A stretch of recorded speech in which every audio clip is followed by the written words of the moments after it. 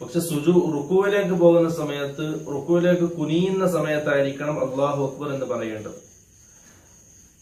അബൂ ഹുറൈറ റളിയല്ലാഹു അൻഹു ഉദ്ധരിക്കുന്ന ഹദീസിൽ കാണാം, കാന റസൂലുള്ളാഹി സ്വല്ലല്ലാഹു അലൈഹി വസല്ലം ഇദാ ഖാമ ഇല സ്വലാത്തി യുകബ്ബിറു ഹീന യഖൂമു ثم യുകബ്ബിറു ഹീന യർകഅ.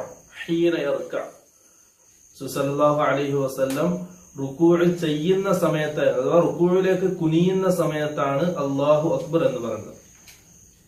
അതുപോലെ തന്നെ റുക്കൂഇൽ നാം ശ്രദ്ധിക്കേണ്ട ചില കാര്യങ്ങൾ,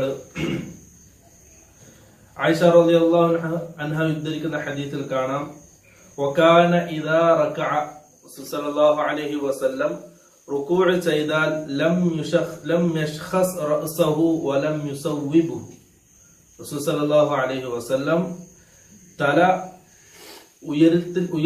ഉയർത്തില്ലായിരുന്നു. അതുപോലെ തന്നെ